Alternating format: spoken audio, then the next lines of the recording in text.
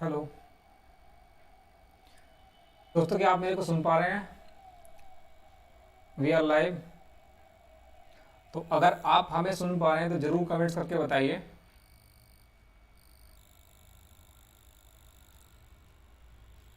क्या आवाज़ आ पा रही है आपको?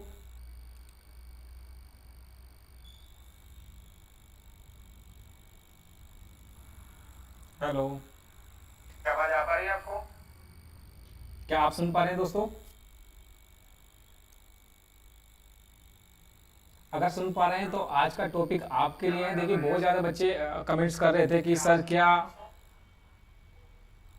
हम टाइपिंग पास कर पाएंगे, नहीं कर पाएंगे। आज हम उसी के टॉपिक में बात करने वाले हैं। तो क्या आप हमें सुन पा रहे हैं? तो बिल्कुल कमेंट्स करके बताइए कि क्या आपकी आवाज़, हमारी आवाज़ आपको सही आ रही है। टाइपिंग पास कर पाएंगे, नहीं कर पाएंगे। आज हम उसी के टॉपिक में बात करने वाले हैं। तो क्या आप हमें सुन पा रहे हैं? तो बिल्कुल कमेंट्स करके बताइए कि क्या आपकी आवाज़, हमारी आवाज़ आपको सही आ रही है। क्या दोस्तों आप सुन पा रहे हैं? तो देखिए, आज की जो वीडियो है आपके लिए बहुत ज़्यादा इंपॉर्टेंट होने वाली है। आज हम बात करने वाले हैं, देखिए किसी भी पैरामिलिट्री फोर्स में आप जाते हैं तो वहाँ पे बेसिकली क्या होता है कि आपको पता ही नहीं चलती है कि हम किस तरह से क्वालिफाई करें उसको, किस तरह से हमारा टाइपिंग टेस्ट हमें देना है, उसके एग्जामिनेशन हॉल में जाके हम किस तरह से अपने आप को रिप्रेजेंट करें। तो आज इस वीडियो में हम यही सब कुछ जानने वाले हैं। तो अगर मेरी वॉइस आपको क्लियर प्रॉपर आ रही है और आप मेरे को अच्छे से सुन पा रहे हैं तो मेरे को कमेंट्स कर सकते हैं दोस्त।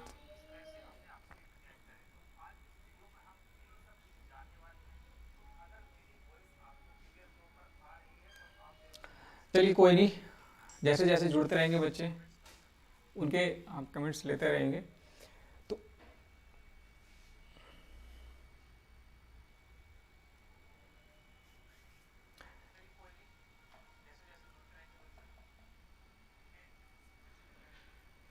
पहले भी आने की चांसेस थे लाइव, लेकिन किसी टेक्निकल इशू की वजह से हम लाइव नहीं आ पा रहे थे।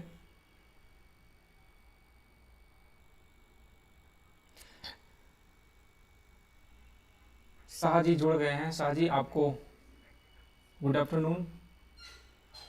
देखिए, बहुत सारे बच्चे जो हेड कांस्टेबल मिनिस्ट्री में जाना चाहते हैं और उनकी एक परेशानी रहती है कि सर वहाँ पे जाके टाइपिंग टेस्ट किस तरह से हो, या दूसरी चीज़ें जो उनकी रिक्वायरमेंट होती हैं, वो सब कुछ इस वीडियो में हम डिस्कशन करने वाले हैं। किसी भी पैरामिलिट्री फोर्स में जाने वाले हैं तो आप इस वीडियो में, ये वीडियो आपके लिए बहुत ज़्यादा इंपॉर्टेंट होने वाली है। आज मैं आपको A to Z टाइपिंग से रिलेटेड आपको एटलीस्ट कोई भी परेशानी नहीं होने वाली है।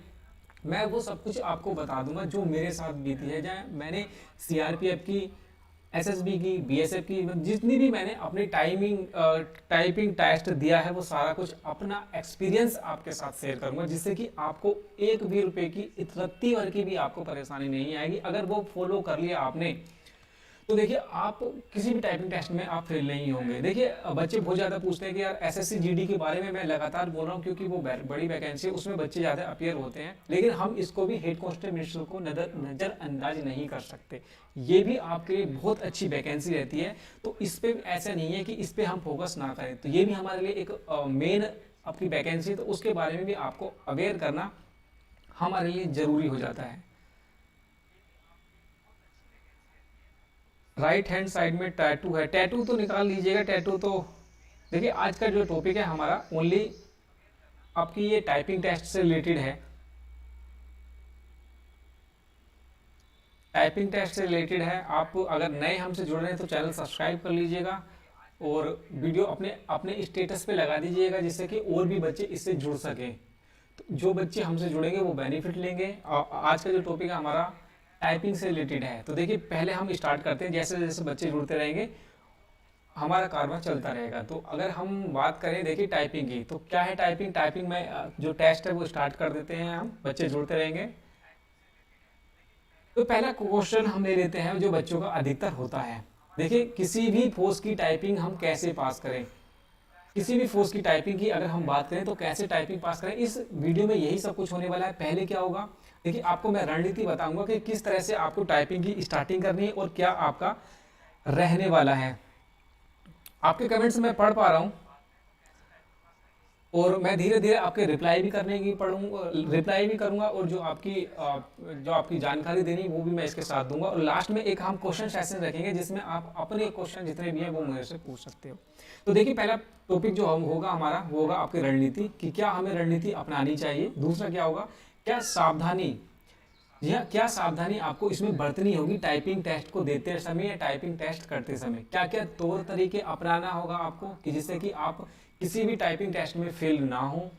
और अगले क्या है, एग्जाम सेंटर में जाने से पहले क्या क्या करना होगा, क्या क्या आपको ऐसी चीज़ें होंगी जो गलतियां नहीं करनी है, या वहाँ पे जाने से पहले आपको क्या क्या अपने जो अपनी मेंटलिटी है उसको चेंज करना है। और देखिए, मैं ऑलरेडी इन सब चीज़ों की टाइपिंग टेस्ट दे चुका हूं, तो आपको मेरी बात माननी चाहिए, आपको माननी ही पड़ेगी, क्योंकि मैं ये सब कुछ दे चुका हूं और मैं बहुत अच्छे से इनको जानता हूं कि वहां पे क्या होता है, कैसे होता है।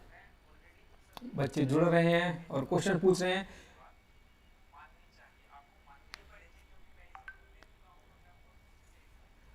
चलिए, तो ये सब कुछ था और मेरे द्वारा ये जानकारी दी जाएगी, तो किस तरह से क्या रहने वाला है ये देख लेते हैं एक बार हम। तो देखिए, पहले मैं बता दूं इसमें हम टॉपिक में हम क्या क्या देखने वाले हैं। तो किस किस फोर्स की हम बात करेंगे। देखिए, फोर्स के बारे में अगर मैं बात करूं, किस किस फोर्स के बारे में बात करेंगे, इसमें हम मेनली जो बात करेंगे आपकी, देखिए, बीएसएफ के बारे में बात करेंगे, सीएसएफ के बारे में बात करेंगे, आपकी हम बात करेंगे सीआरपीएफ के, आईटीबीपी, एसएसबी और Assam rifle.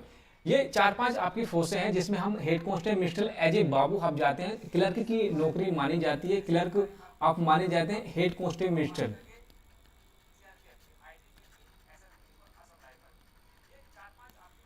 Head constable minister की वैकेंसी होती है, इसको शॉर्ट में बोलते हैं एचसीएम, हेड कांस्टेबल मिनिस्टर।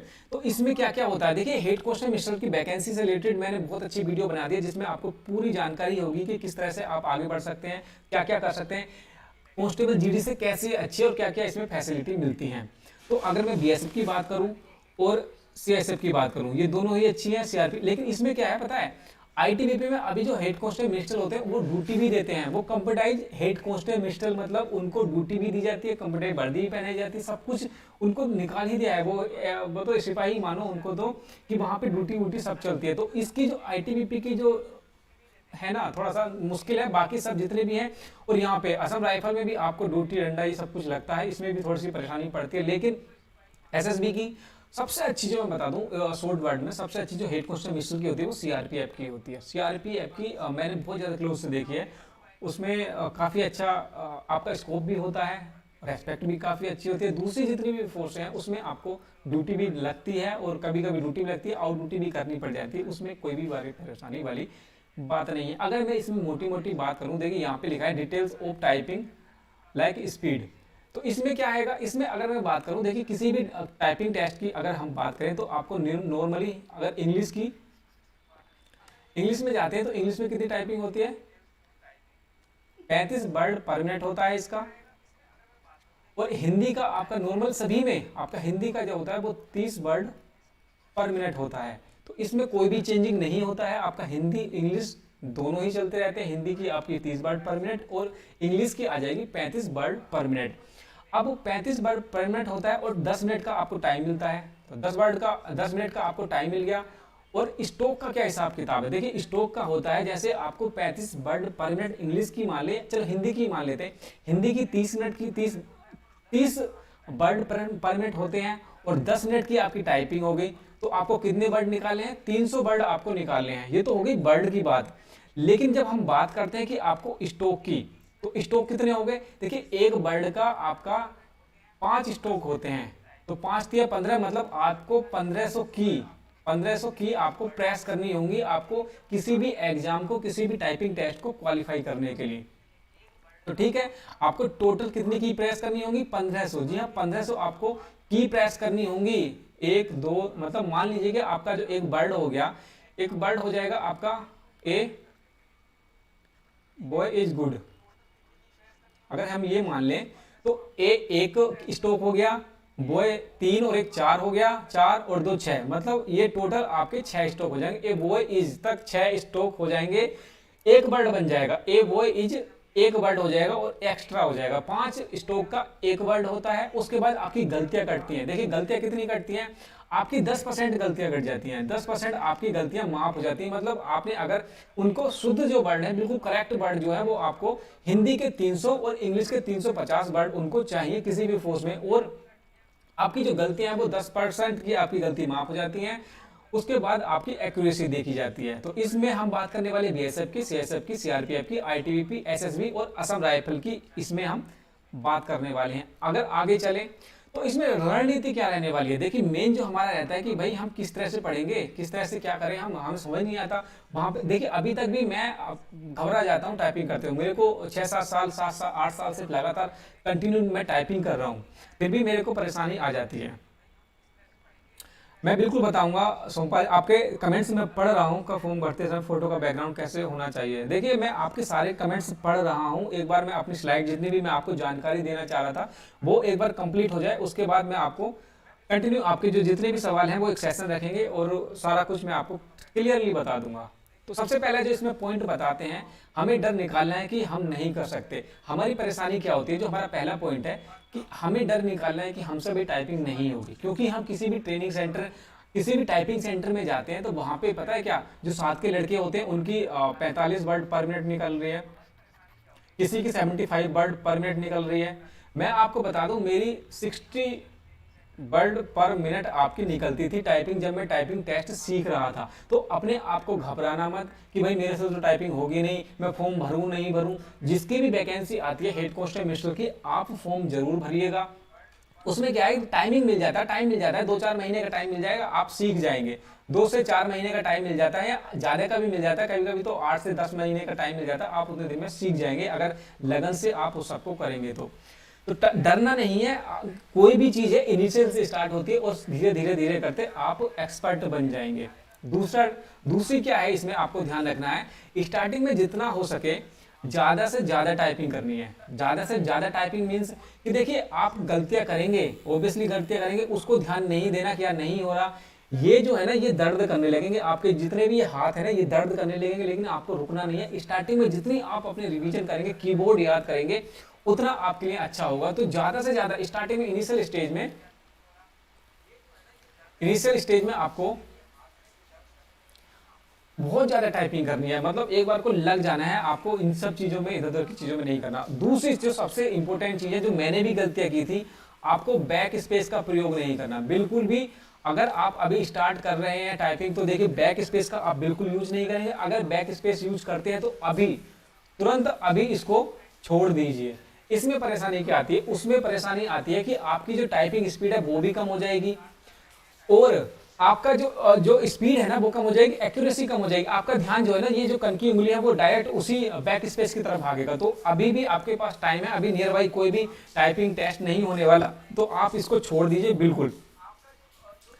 बहुत ज्यादा नुकसान देने वाला है। और क्या है, देखिए अगर हो सके तो अपना कीबोर्ड का जो बैक स्पेस है ना वो उसको उखाड़ के फेंक दीजिएगा। हमें बैक स्पेस तो यूज ही नहीं करना है, बैक स्पेस बिल्कुल निकाल दीजिएगा, बहुत आपके लिए बेनिफिट होने वाला है। अगर मैं अगले की बात करूं कि आगे क्या, बैक स्पेस में फिर बोल रहा हूं यूज नहीं करना है। आगे टाइपिंग मास्टर सॉफ्टवेयर का प्रयोग करें। स्टार्टिंग में आपको क्या करना है, जो टाइपिंग मास्टर सॉफ्टवेयर होता है उसके थ्रू आप यूज कीजिए। टाइप मास्टर सॉफ्टवेयर पे जाइए और उस पर आप अपनी की रखिए, उसको वहां से 10 मिनट का आप टाइपिंग टेस्ट लगा लीजिएगा और वहां से आप टाइपिंग टेस्ट कीजिए। टाइप मास्टर आपका अच्छा सॉफ्टवेयर है। अगर आगे नेक्स्ट बात करें तो नेक्स्ट बात है आपकी, नेक्स्ट जो टॉपिक है 10-10 मिनट का टाइमर लगाकर टाइपिंग करो और विदाउट टाइप मास्टर। पहले आप करेंगे टाइप मास्टर पे, जब आपका याद हो जाएगा कीवर्ड, आपको सब कुछ आ जाएगा, तो उसके बाद क्या करना है, एक पेपर रखना है अपने सामने। ये आपका एक पेपर रख लेंगे, अपने फ्रंट पे पेपर रख लेंगे, उसके बाद कंप्यूटर पे पेपर रखे, उसके बाद सीधे अपने टाइपिंग करनी है। उसमें इधर उधर नहीं देखना है, ऑफलाइन टाइपिंग बोलते हैं, ऑफलाइन कीजिए, क्योंकि बहुत सारे फौजों में अभी भी ऑफलाइन टाइपिंग चल रही है। एसएसबी में ऑफलाइन है, आईटीबीपी में ऑनलाइन चलता है, सीआरपीएफ में ऑनलाइन चलता है, बीएसएफ में जब मैंने की थी तो ऑफलाइन थी, अभी आई थिंक सो ऑनलाइन है। ऑफलाइन एक बार चेक कर लेना। तो पेपर ऑफलाइन भी करना है, हमें ऑनलाइन भी करना है, दोनों करेंगे तो उससे हमारी टाइपिंग अच्छी होती चली जाएगी। आगे चलते हैं, आगे क्या, आगे देखिए मैटर पे हमें ज्यादा ध्यान नहीं देना है। कंप्यूटर स्क्रीन पे हम क्या टाइप कर रहे हैं उससे मतलब नहीं है, हम क्या टाइप कर रहे हैं उससे मतलब नहीं है। आप अपने कंप्यूटर स्क्रीन पे आप टाइप पे ध्यान दीजिए, जो आपका मैटर रखा है या जैसे स्क्रीन है, आप टाइप मास्टर में टाइप करें तो आप जो मैटर है उस पर ध्यान दीजिए। अपने जो आपका कीबोर्ड आपका इधर उधर की स्क्रीन पे उस पर ध्यान नहीं देंगे, ओनली मैटर। अगर ऑनलाइन कर रहे हैं तो आपका जो स्क्रीन पे मैटर आ रहा है उसको ध्यान देना है, अगर आप ऑफलाइन कर रहे हैं और आपके सामने पेपर रखा है तो उस पर ध्यान देना है। इधर उधर ये ताका झांकी आपको बिल्कुल नहीं करना है, उससे आपको नुकसान होगा, आपकी लाइन छूटने के चांसेस ज़्यादा हो जाते हैं। तो ये गलती नहीं करनी है। एक दूसरा क्या करना है, जो मैं भी गलतियां करता था, एक ये है आपका हैंड को किसी भी सरफेस पे का सहारा नहीं देना है। देखिए हैंड जो है आपका, उसको किसी का भी सहारा नहीं देना है। ये वाला जो पॉइंट है आपको, ये अभी तो ऐसे ही लग रहा होगा कि यार क्या बकवास पॉइंट है, लेकिन जब आप जाएंगे टाइप करने लगेंगे तो आपको पता चलेगा कि हमें यार किसी भी सरफेस का, मतलब जैसे आपका डेस्क रखी है तो उसको थोड़ा सा ऊपर करके, हाथ ऊपर करके तब टाइपिंग करना है। मतलब उस पर सहारा नहीं देना है, उसको अपने एज इट इज तरह से रखना है और उसके बाद टाइपिंग करना है, और किसी का सहारा नहीं देना है। स्टार्टिंग में ये पेन करेंगी, ये दर्द करेंगी, लेकिन उसको सहना पड़ेगा। मेरे तो सूझ गए थे, इतनी टाइपिंग की थी। तो ये है कि आपको किसी भी सरफेस का आपको हाथ को सहारा नहीं देना है।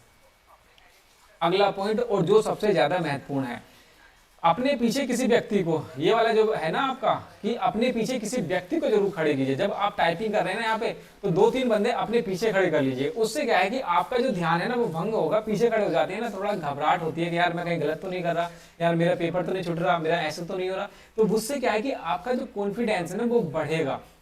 समझ रहे हैं मेरी बात? कभी कभी क्या होता है, जब आपको जाते हैं अपने एग्जामिनेशन हॉल में और वहां पे आप टाइपिंग करते हैं, तो इंस्ट्रक्टर जो है, जो आपकी टाइपिंग ले रहा है, वो आपको बैक में आके खड़ा हो जाता है। तो आप पीछे इधर उधर, मतलब आप बहुत ज्यादा इनकॉन्शियस हो सकते हैं। आपका जो मोरल है वो डाउन हो जाएगा, आप कॉन्फिडेंस लूज कर जाएंगे। हमारे साथ भी होता था, इसमें नो प्रॉब्लम, मेरे साथ तो बहुत ज्यादा होता था।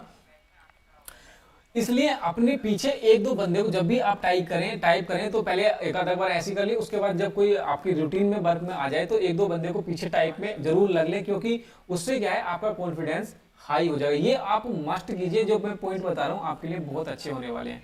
अगला पॉइंट क्या है, किसी की स्पीड देखकर उससे कंपेयर ना करें। जो भी आपकी स्पीड, जैसा क्या होता है कि आप किसी भी जाते हैं इंस्टीट्यूट में और वहां पे टाइपिंग टेस्ट देखते हैं, तो किसी का बोलेगा यार मेरी स्पीड क्या है, मेरी स्पीड तो भाई 70 वर्ड पर मिनट चल रही है।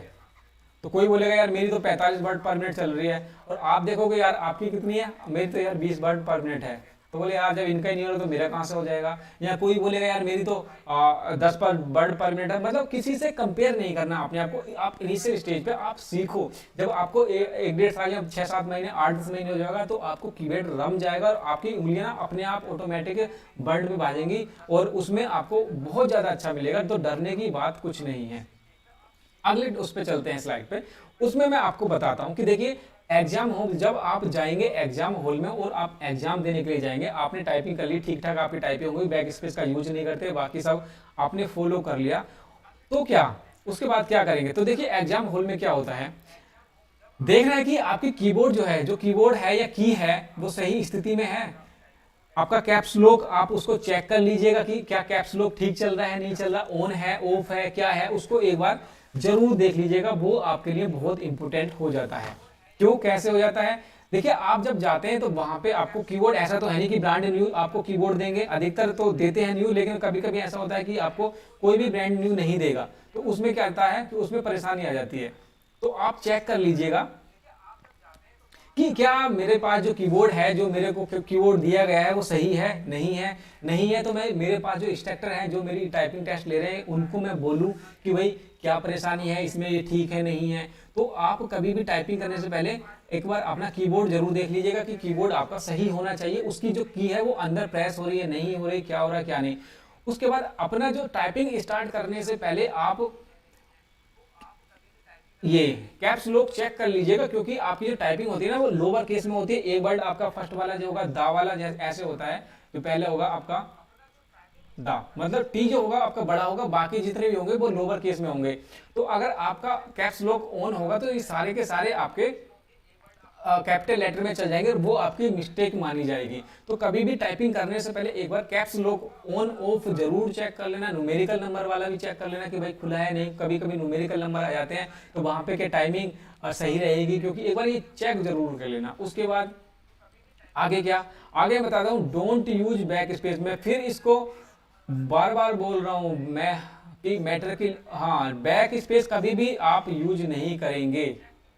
उसके बाद अपनी सिटिंग अरेंजमेंट का देख लीजिएगा कि जहाँ पे आपकी टाइपिंग चल रही, टाइपिंग होने वाली है, क्या आपकी जो सिटिंग अरेंजमेंट है वो एडजस्टेबल है, आप कंफर्टेबल फील कर रहे हैं वहाँ पे। अगर नहीं है तो आप अपने इंस्ट्रक्टर को बोलिए कि सर मैं यहाँ पे फील मेरा ठीक नहीं हो रहा, तो कृपया करके मेरे को सही से आप अपना दूसरी जगह शिफ्ट कीजिए, और वो कर देंगे।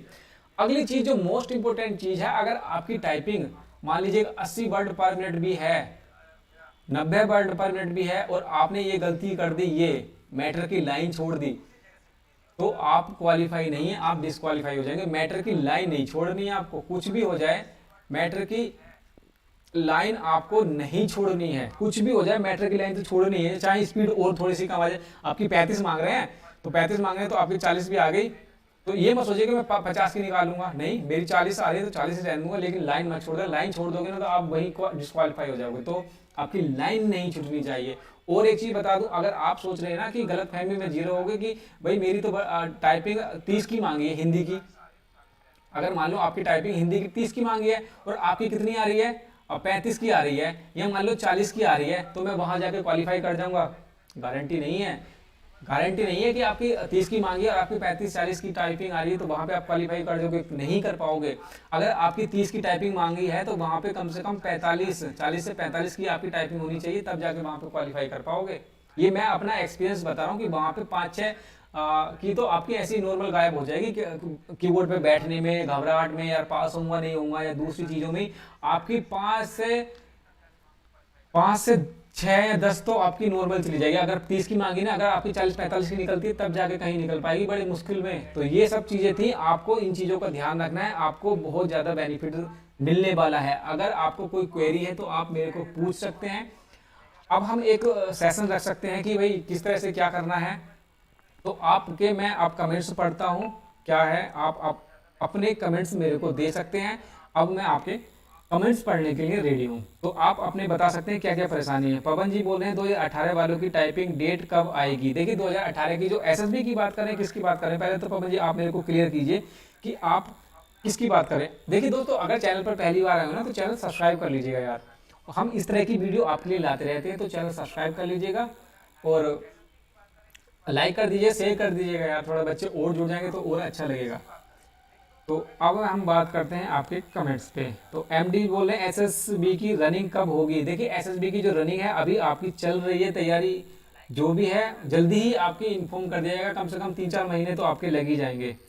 उसके बाद एसएसबी की नेगेटिव मार्किंग है क्या सर सौरभ? एसएसबी में नेगेटिव मार्किंग नहीं होती है, और आई थिंक सो कि किसी भी पैरामिलिट्री फोर्स की जो टाइपिंग टेस्ट है उसमें नेगेटिव मार्किंग नहीं चलती है। सर प्लीज एसएसबी एससी मिस्टल के टाइपिंग के बाद में फाइनल मेरिट क्या जाएगी, ईडब्ल्यूएस कैटेगरी और एसएसबी एससी मिस्टल की प्रमोशन और डिपार्टमेंट एग्जाम के बारे में बताइए सर प्लीज।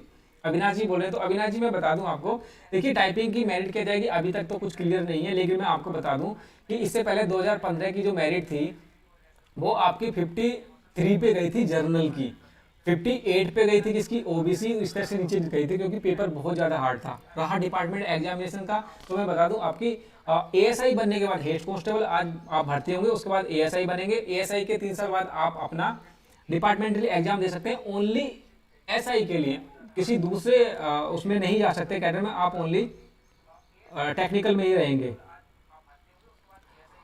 उसके बाद पवन जी एसएसबी हेड कांस्टेबल मिस्टर 2018 की टाइपिंग डेट, देखिए डेट का अभी चल रहा है, जैसे भी कोई इन्फॉर्मेशन आएगी आपको। टाइपिंग टेस्ट का तो शायद मैंने बताया था अगस्त के last second week of August में आपकी टाइपिंग टेस्ट होने वाली है 2018 वालों की, लास्ट में, हाँ अगस्त के लास्ट में आपकी टाइपिंग टेस्ट होने वाला है, अपनी तैयारी करते रहिए। सर टाइपिंग कैसे सीखें और कैसे स्पीड बढ़ाएं, स्पीड से रिलेटेड जितने भी पॉइंट थे मैंने इसमें आपको बता दिया है, अब घबराने वाली बात नहीं है, आप इसको दोबारा देखिए। बुक को सजेस्ट कीजिए, स्मार्ट वर्क बोले बुक को सजेस्ट कीजिए, किस चीज़ की बुक आप पूछना चाहते हैं दोस्त, मेरे को एक बार क्लियर कर दीजिएगा, मैं उससे रिलेटेड मैं आपको बताने की कोशिश करूंगा। उसके बाद सर एक क्वेश्चन है ये योगेश जी बोल रहे हैं, बस इसका सॉल्यूशन बता दो आप। मेरी अभी 9 मिनट में इस पर स्पीड नहीं बढ़ रही, 400 वर्ड, इससे ज़्यादा नहीं हो पा रहे। देखिए योगेश जी, आप कंटिन्यू अपनी टाइपिंग करते रहिए, आपकी 100% आपकी टाइप बढ़ जाएगी, कोई आपको रोकने वाला नहीं है। ये ऐसा नहीं कि रातों रात आपकी टाइप बढ़ जाएगी, ये तो भाई प्रोसेस है, आपको करना ही पड़ेगा। संतोष जी रैप बोल रहे हैं जय हिंद, यादव जी बोल रहे हैं जय हिंद भाई, सभी को जय हिंद। उसके बाद सोमपाल दास बोले sir Assam rifle tradesman and technical vacancy कब तक आएंगी, कुछ अनुमान है तो बताइए। देखिए असम राइफल का जो चल रहा है ना अभी, वो किसी दूसरी इधर उधर लग रहे हैं, तो कम से कम 3-4 महीने तो उनका लग ही जाएगा, अभी कुछ कहना मुश्किल। सर मेरा क्वेश्चन का भी रिप्लाई दो, आर्या जी बोल रहे हैं। तो भैया आर्या दोबारा क्वेश्चन कर दीजिएगा, आपका ऊपर निकल गया होगा, मैं आपके सवाल ले लूँगा आपका। जेपी चौधरी बोले सर मेरा ओबीसी से DOB 30/8/1993 है, प्लीज बताएं SSB SC ST मिशन में अप्लाई कर सकता हूं क्या। देखिए जो नोटिफिकेशन है उसमें टोटल डिक्लेरेशन दे रखा है कि कब से क्या कर सकते हैं, एक बार नोटिफिकेशन आप जरूर देख लेना। Sir top teacher on YouTube for SSC GD, देखिए सब अपने में टॉप होते हैं, जिसका पढ़ाया आपको समझ आ जाए। प्रकार पांडे ऑफिशियल बोल रहे हैं, जिसका पढ़ाया आपको समझ आए वो आपके लिए टॉप टीचर हो जाएगा, उसमें कोई नहीं है। सर 53 क्या फाइनल मेरिट था SSB SC में का? जी हाँ बिल्कुल अविनाश जी, 53 हेड कांस्टेबल मिनिस्टर 2015 का यही था। नेगेटिव मार्किंग नहीं होती है। 2018 डिस्क्रिप्टिव पेपर का कब शो होगा? जल्दी हो जाएगा। कंपटीशन ग्राउंड में रिटन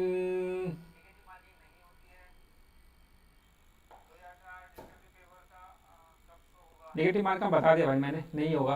तो ये सब कुछ था। अगर अभी भी आपको डाउट है, कुछ आप जानना चाहते हैं, तो वीडियो के डिस्क्रिप्शन में डाल सकते हैं, मैं बाद में दूसरी वीडियो बना दूंगा और क्लियर कर दूंगा। अभी के लिए इतना ही। अगर और भी किसी चीज़ पे आप जानना चाहते हैं तो मेरे को बताते रहना, मैं आपको ऐसे ही वीडियो लाता रहूँगा। तो ये सब कुछ था। चैनल सब्सक्राइब कर लीजिएगा, अपने दोस्तों के साथ शेयर कीजिएगा, जिससे कि उनको भी थोड़ा बहुत बेनिफिट मिल जाए। तो ये सब कुछ था। मिलते हैं अगले किसी वीडियो में, नई वीडियो के साथ हम मिलेंगे, तब तक के लिए जय हिंद दोस्तों। तो लाइव यहीं खत्म करते हैं अपना, है ना। चलिए, तो दोस्तों जुड़े रहिएगा, हम ऐसे ही आपके साथ वीडियो बनाते रहेंगे, आपको इन्फॉर्म करते रहेंगे।